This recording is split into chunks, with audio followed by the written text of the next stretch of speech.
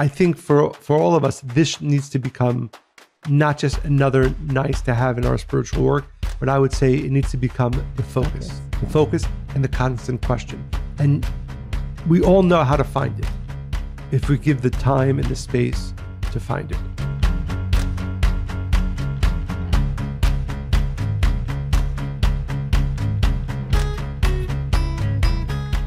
Welcome to Spiritually Hungry. How's your week going? Awesome. Today we're going to talk about a feeling that doesn't come up very often, yet it's one of my favorites. Have you ever been struck speechless, so overwhelmed that you almost couldn't process what you were seeing? I love those moments. I wish they happened every day. They can. That's right. Perhaps you were in the presence of great art at the Uffizi, stepped through the doors of a mighty soaring cathedral, peered down on the whole of Manhattan from the top of the Empire State Building, although I'd argue some people wouldn't think that was so awe-inspiring, or stood in the shade of an immense sequoia tree. It transcended everything else going on in your life. You felt small in its presence, but in a way that also made you feel part of something bigger. That's the feeling of awe, and in case you haven't figured it out yet, that is our topic for today. So what is awe? Or as our youngest, Abigail, last night when I was looking over my notes and thinking about what I want to talk about today, she was reading over my shoulder and she said, "What is awe?" I thought that was really cute. In Nature and Selected Essays, Ralph Waldo Emerson described his experience of awe like this: "Standing on the bare ground, my head bathed by the blithe air and uplifted into infinite space, all mean egotism vanishes. I am nothing, I see all. The currents of the universal being circulate through me.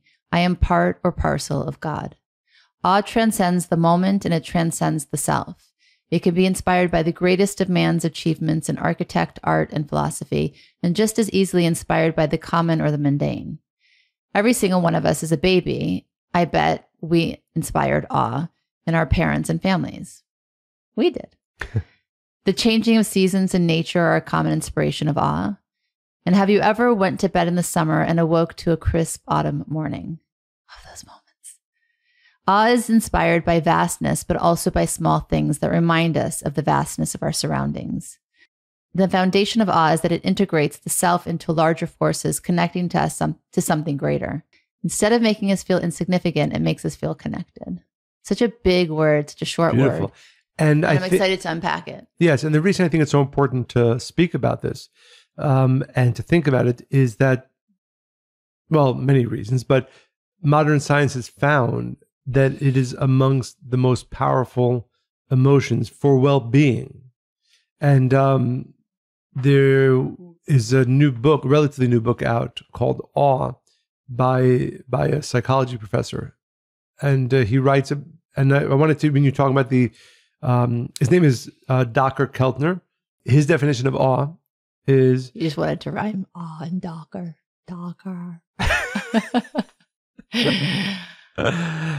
Being in the presence of something vast that transcends your understanding of the world. Mm-hmm. And I think that, again, but more exciting than the general, I think everybody who thinks about it, I would love to have an awe moment. But the fact that science says of all the emotions that we feel, it is maybe the most important one. Well, it's interesting because if you look, I love looking at the origins of words because they change over time. Their meaning becomes something else entirely.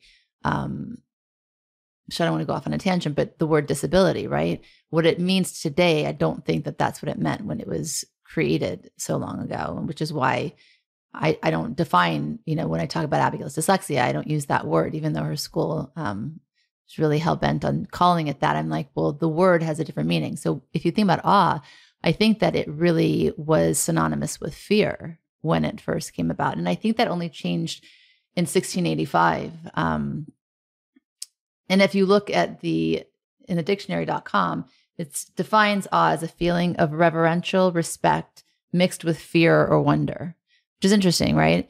Merriam-Webster defines it as an emotion variously combined with dread, veneration, and a wonder that is inspired by authority or by the sacred or sublime. And I think with religion, a lot of the time, right, it has this meaning. But I think today, and for the purpose of our conversation, it's really something that, again, makes you feel connected to something greater than yourself in a very positive way. Right. And I think that actually it's a misunderstanding of the original. Well, in the Zohar, text. right, it says that you're supposed, it says actually the fear of God, which is called the beginning of wisdom. Well, again, the word fear is, I think, a mistranslation. The word awe is the one that should be used in its proper understanding. So the definition in that regard should have all along been awe. This sense of awe of what is greater than us. One of the foundational teachings that Moses gave before he left this physical world, he says, the only thing that is asked of you is to have awe. Now, again, historically, some people translated that as fear, and then fear of God. But I think in the deepest sense, what was always meant is this sense of awe that takes us outside of ourselves. Of our physicality. Outside of our physicality, of our ego, to a connection to a much greater reality. And towards that, I think there's a lot of both the scientific backing to this. And I'd like to share just a little bit about what the scientific process, the psychological process that is now clear by science that one goes through. Well, biologically, which I think is interesting because so much of the diseases today, I mean, even flu, right? Why is it so dangerous for people? It's the inflammation that it causes in the body. A lot of inflammation wreaks havoc in so many different ways in terms of disease and sickness. So awe actually reduces our immune system's inflammation response and strengthens our bodies. I thought that was pretty fascinating. It activates the vagal nerves, clusters of neurons in the spinal cord that regulate a lot of important bodily functions. It slows our heart rate. It relieves digestion. It deepens our breathing. And it's funny, because then you think like, oh, for digestion, I take this probiotic. For deep breathing, I meditate. For all these things, right? We're going to great lengths, maybe some great, some smaller, to alleviate these symptoms. But awe seems like a great magic cure. And it's also been shown to calm down our nervous system, triggering the release of oxytocin, the love hormone that promotes trust and bonding. Another thing, talking about Dacher, he found that people experiencing awe sign their names smaller. Isn't that interesting? And when promoted to write about their strengths, write far fewer than people who weren't experiencing awe. So it's not surprising awe is humbling as well. Right. And I think it's maybe its most powerful effect. So Aldous Huxley writes about awe. He says that it is that what it does, and this is also, again, science finds this to be true, it diminishes the self-critic, that critical voice that we have in our head. So he, in his words, which I thought was a really cute, really not cute, but powerful quote. So the sense of awe, and every time we experience it, it diminishes the interfering neurotic who in waking hours tries to run the show.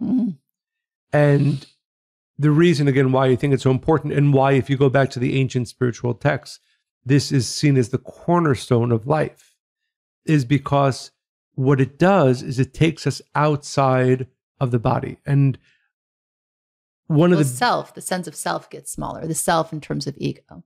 Right, but which includes the body, ego. One of the things I often think about, and again, this is borne out in so many of the ancient spiritual writings, is that if you asked, even those of us who are spiritually awakened, if you ask somebody, what are you? There's always the sense that this physical body that I inhabit is me. And, oh, by the way, it also has a soul. Oh, by the way, it also has a mind, right? But that is so limiting and false. One of the most important purposes of life, of spiritual study, is to transcend the limitations of the body and the ego. And I don't know that there's a more powerful tool that we must use than pushing ourselves to experience that sense of awe again, which means to experience the vastness of what is. And therefore, you take that internally to understand the vastness of what I am a part of. That's why, again, in the studies like where I've come from. No, what I am. what I am. Okay, but you I have to am- define that for people, because when you say what I am, the I know what you mean, but I don't think that we often go to. I am much, well, in the simplest, I'm much greater than what I'm presenting. much perhaps, greater than this. When I'm Right. but this 'Cause body but that's what people usually understand as themselves, exactly. which is so silly, right? Because obviously, before we were born, the body was not involved. After a person dies, then the body's in the ground. The body is no longer involved.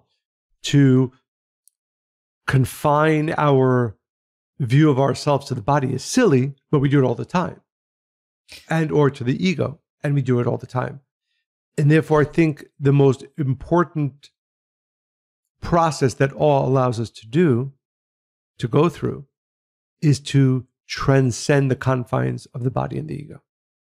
And yes, there is a humility that comes with that, and there's sort of a diminishment of the ego self, but you then gain a much more expansive view of yourself. You transcend the body, and therefore you are much greater than you previously thought of yourself. Right, you tap into those true parts of you, and therefore what you do in the world is quite different.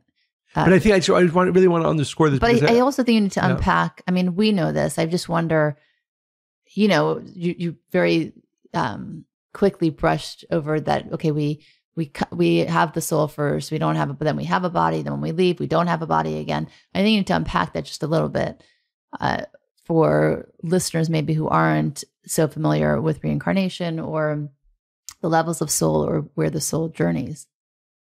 As I've talked about it a bit from understanding about death in a way that I hadn't before, once I saw my father and your mother leave this world.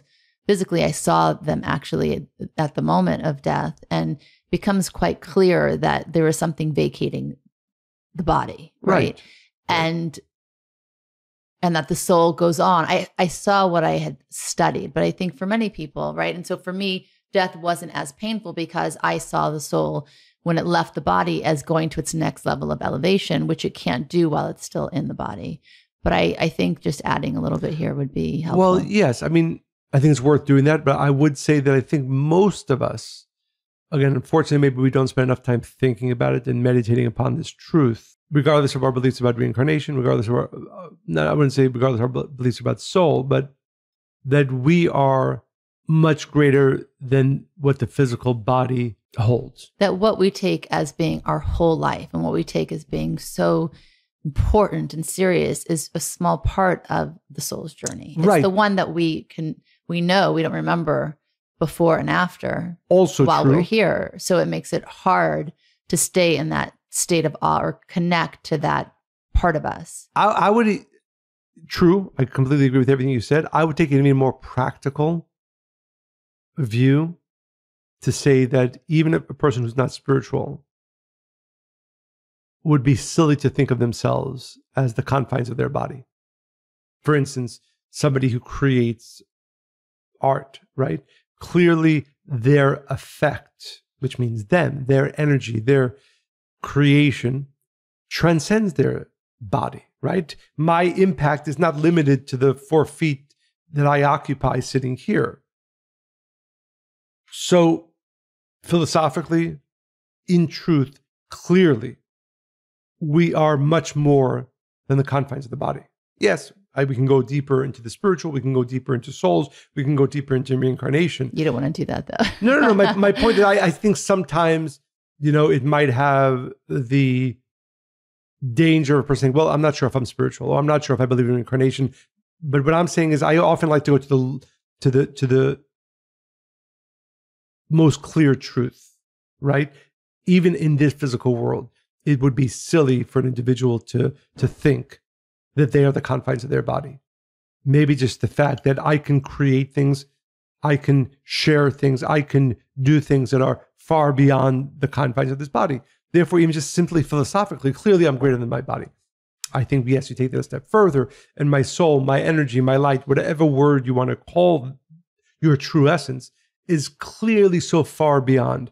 And again, I of course agree that with a greater understanding of reincarnation, with a greater understanding of our soul, that Inspires expands you to that expands even further. But Jane Goodall, so she came to the conclusion conclusion, that the chimpanzee feel awe and have a sense of spirituality grounded in a capacity of being amazed at things outside yourself. Interesting. How did you come to that conclusion? Obviously by observing them for years upon years.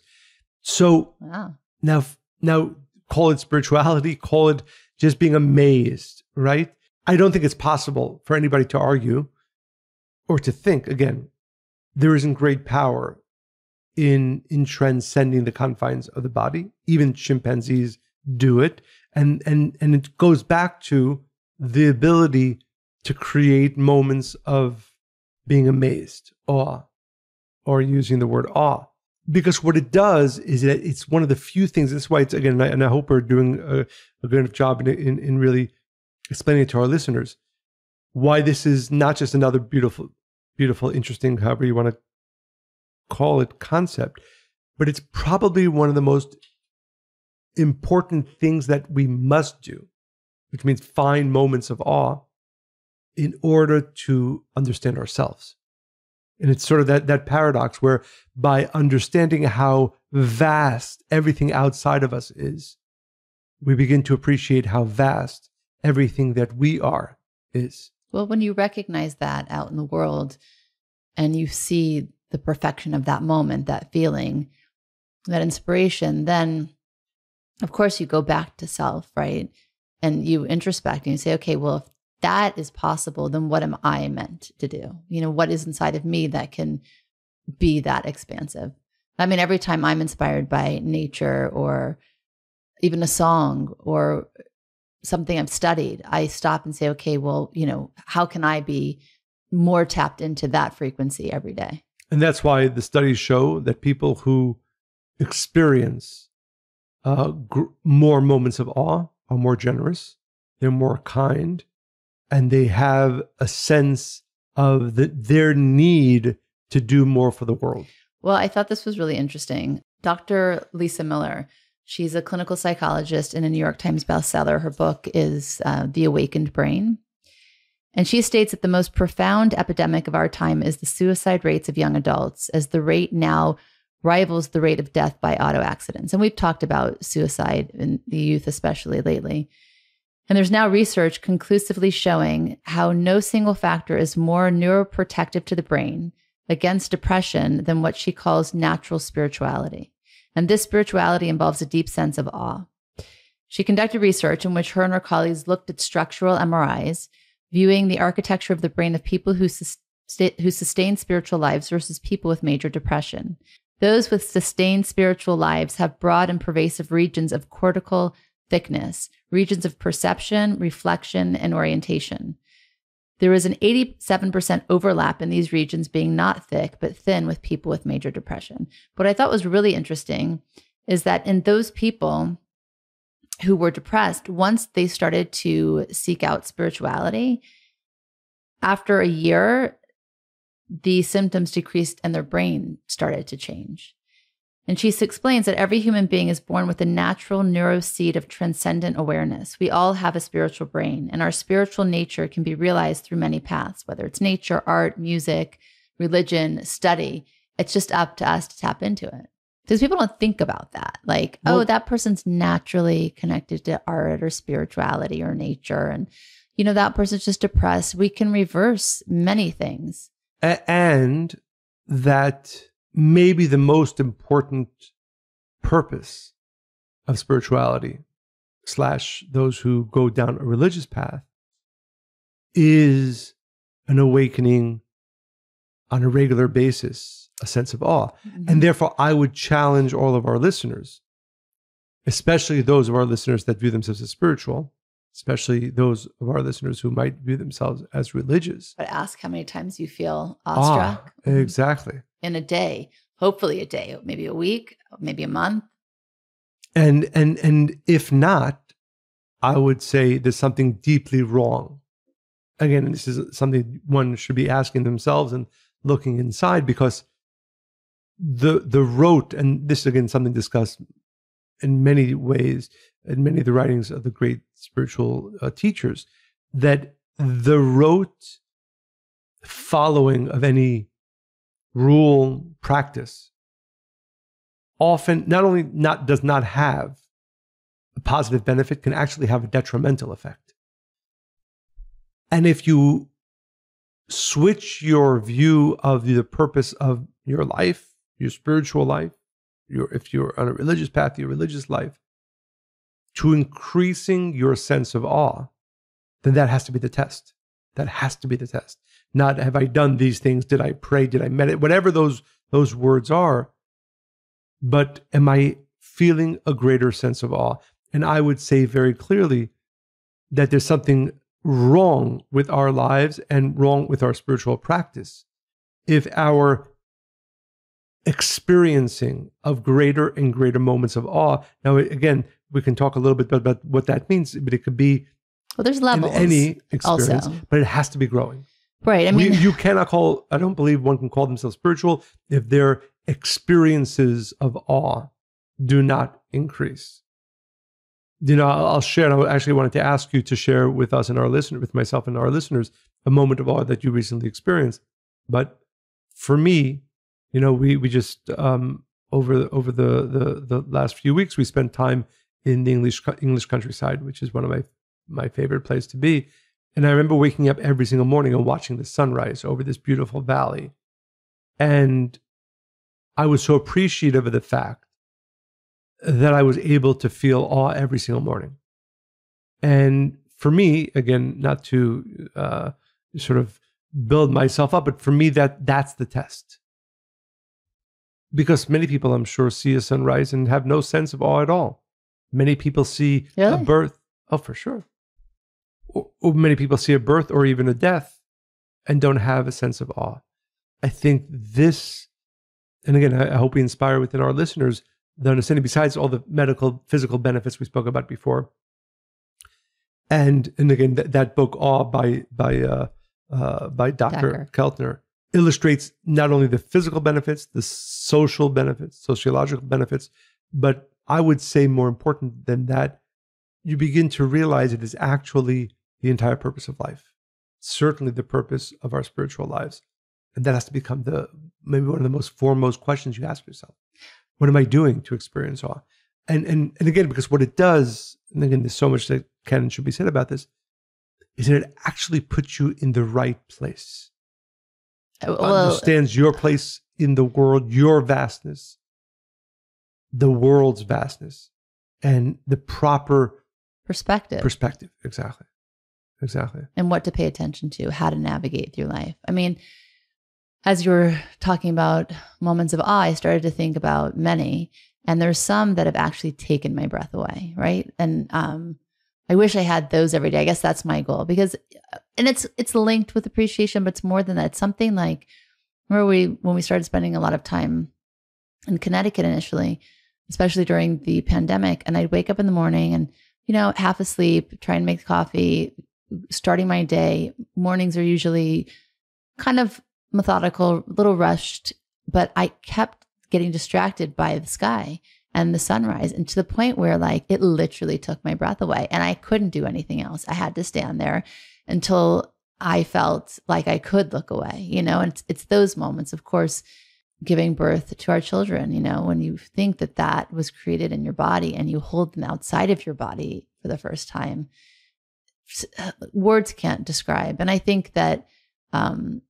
even, my tendon healing, I imagine, and I've seen it through ultrasound, all the ways that the tissue and the ligaments and tendons have come together to grow again and heal. I'm in awe of my body and what we're able to do. So I think it's really about living life in that understanding of everything. Absolutely. There is, so maybe our listeners are now wondering, well, great, how do I feel more awe day to day? Dr. Keltner actually suggests a few ways that we can cultivate more awe in our lives. So one is pay attention to all the details of life around you, how they are connected to something greater, right? Which we just spoke about. Focus on the moral beauty in others. And I really like the way that's phrased. Watch the simple kindness humans show each other every day, like helping an elderly person cross the street or letting a pregnant woman go ahead of you in the bathroom. Take time to study the good work of people you admire, like great Kabbalists, Stoics, Gandhi. I think often we're focusing on the wrongness in the world. That person was rude or that person was ugly or did this and that. But let's try to seek out those moral beauty moments. 3, practice mindfulness. Awe has a lot of the same neurophysiology as deep contemplation. Interest, curiosity, awaken awe. And when we're too distracted, we can't access awe. And that's really, I've taken that note for sure in the last month. I think for me, the last 6 months, I've been very distracted by the pull of so many urgent things that are necessary to take care of. You cannot exist for very long in that state. You will not notice anything beautiful. And 4, choose the unfamiliar path. Awe often comes from novelty, essentially try new things and keep an openness to new things. And I think that's been a real formula for happiness in my life, but also in our relationship, that idea of newness and searching for that. Right. And the idea, to be clear with our listeners, although like you said, there are those moments that take your breath away, but the studies have shown that even these moments, walking by a beautiful tree, like you said, walking in a city street and seeing and focusing on, right? You have to take the time to focus on somebody doing a positive action. And I think for me, it all goes back to the understanding that without, and this is why Moses, I believe, said as one of his last teachings, this is the only thing you have to focus on. How are you awakening a sense of awe in great ways and small ways on a consistent basis? And you will find that the more you focus on having these moments, on experiencing these moments, the more easier it becomes for you to have them. Right. Because you might wonder, right, is it possible to be in a state of awe? Is it really human nature? Yes and no. Yes, but first, no, right? We have to seek it. And Dr. Keltner actually challenged a group of people that are 75 years of age and up to go on weekly awe walks. Their directions were to seek out, to be open to the experience of awe. What they found was that the participants who actively sought out moments of awe experienced more awe, and not just on their weekly walks. It became pervasive in every area of their lives. So while our experiences of awe are relatively short-lived, in the long term, experiences of awe increase our capacity to experience more awe frequently. Yeah. And actually... So basically, awe leads to more awe. Exactly. And again, it's going back to it gives you the proper perspective on life and proper perspective. So one of the studies, and I don't remember offhand which one, found that when people were experiencing, just in a regular nature walk, for example, they were experiencing more awe, they had them take pictures. Mm. And the more they felt awe, those who were in the category who felt more awe, in their selfies, they were framing themselves much smaller and showing nature bigger. That's so interesting. Whereas people who were feeling less awe had more of themselves in the picture than That's so nature. Interesting. Reminds me of the recent hike we did in Hudson Valley. We were hardly in this, but we kept doing, we were in the corner, right? And we kept filming everything we saw, waterfalls. And I think it was, I don't know, maybe a reminder to experience it more, but it was just so beautiful. You had to stop and just film it. Absolutely. And I think, again, this is why, just to say it again, it's so important, because otherwise we lose sight of our place and we lose sight of our vastness. So I'd like to, again, quote from Dr. Keltner. We believe, and this is an article that he wrote in the New York Times a number of years ago, we believe that awe deprivation, which is an interesting concept, but it's true. We're all of us, to some degree or another, and certainly our society is living in a awe deprivation, has had a hand in a broad societal shift that has been widely observed over the past 50 years. People have become more individualistic, more self-focused, more materialistic, and less connected to others. To reverse this trend, we suggest that people insist on experiencing more everyday awe, to actively seek out what gives them goosebumps, be it in looking at trees, night skies, patterns of wind on water, or the nobility of others. The young child who explores the world in a state of wonder, the person who presses on against all odds. All of us will be better for it. Mm-hmm. I think for all of us, this needs to become not just another nice to have in our spiritual work, but I would say it needs to become the focus, focus and the constant question. And we all know how to find it. if we give the time and the space to find it. And if we don't, we risk having a false sense of ourselves, a false sense of our place in the world. And therefore, when you don't have the right view of yourself nor your place in this world, there's no way you're going to wind up accomplishing, fulfilling what it is that your soul came into this world to accomplish. I'm just going to leave our listeners with this quote by Rachel Carlson. She's the author of The Sense of Wonder. If I had influence with the good fairy who is supposed to preside over the christening of all children, I should ask that her gift to each child in the world be a sense of wonder so indestructible that it would last throughout life, as an unfailing antidote against the boredom and disenchantments of later years, the sterile preoccupation with things that are artificial, the alienation from the sources of our strength. Beautiful. Isn't that beautiful? Beautiful. And I'll share my final quote from Albert Einstein. He said, "He to whom this emotion is a stranger, who can no longer pause to wonder and stand wrapped in awe, is as good as dead. His eyes are closed." And again, so he just always nails it, I gotta say. Well, he had a lot of time to wonder and be in awe. And I think, by the way, what I hope we most inspire within our listeners is the understanding of how desperately we need awe.